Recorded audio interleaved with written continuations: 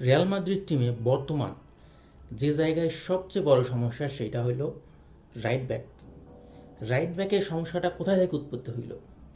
যখন কারবাহাল ইনজুরিতে পড়ল, ঠিক তখন থেকেই রাইট ব্যাক পজিশনটার জন্য একটা সমস্যা তৈরি হইল। যেখানে রিয়াল মাদ্রিদে কোনো রাইট ব্যাকই ছিল না কারবাহালের পরে, সেখানে জোড়াতালি দিয়ে ভাস্কেজকে চালানো হইতো, যেখানে ভাস্কেজ একজন রাইট ব্যাকই না, সে মূলত উইঙ্গার। সে উইঙ্গার উইং উইং পজিশন থেকে এসে তাকে রাইট ব্যাকে দেওয়া হইল। তো তারপর কি হইল? তারপর ট্রেন্ড চলে আসলো। ট্রেন্ড আসার পরে সেখানে সমস্যাটা মোটামুটি সলভ হইলেও ট্রেন্ড মূলত একটা ইনজুরি প্রবণ খেলোয়াড়। সে রিয়াল মাদ্রিদে খুব ভালোভাবে এখন পর্যন্ত সেটেল হইতে পারে নাই।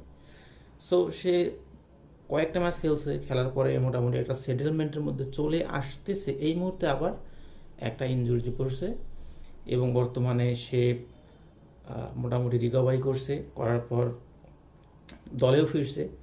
সেই সাথে সুখবর হইল কারবাহাল সেও মাঠে ফেরার জন্য প্রস্তুত, কিন্তু কোচ তাকে এখনও নামাচ্ছে না। শোনা যাচ্ছে যে কোচ কারবাহালকে আর খুব বেশি কনসিডার করতেছে না, কারণ কারবাহালের একটা বয়স হয়ে গেছে।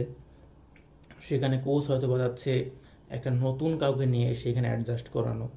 যেমন নতুন একটা প্লেয়ারকে সেখানে খেলানো হয়েছে। গত ম্যাচে দেখা গেছে যে কারবাহালকে নামানো হয় নাই, যেখানে কারবাহাল ফিট। যেটা নিয়ে আমরা মিডিয়া শুনতে পাচ্ছি যে এটা নিয়ে একটা গুঞ্জন যে কারবাহাল এটা নিয়ে খুব মাইন্ড করছে বা রাগ করছে, এই ধরনের ব্যাপার স্যাপার আর কি। তো সুখবর হইল কারবাহাল ফিরছে, ট্রেন্ড ফিরছে এবং আরও একটা প্লেয়ার আছে, সেটার নাম এখন আমি খুব ভালো মতো জানি না।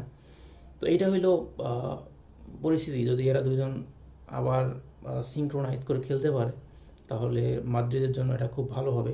কারণ মাদ্রিদের এই সময়ে ভালভার্দে বা অন্য একটা প্লেয়ার দিকে চালানো হচ্ছে, যেখানে ভালভার্দে নিজে মূলত মিডফিল্ডার। সে মিডফিল্ড থেকে এসে এখানে খেলতেছে, যেখানে ভালভার্দে অনেক কয়েকবার বলছে যে সে মিডফিল্ড বাদে অন্য কোথাও খেলতে পছন্দ করে না। কিন্তু কি করা যাবে, কোচ তাকে রাইট ব্যাক খেলাচ্ছে কারণ প্লেয়ার নাই। সো দেখা যাক কত কী হয়। এই তো।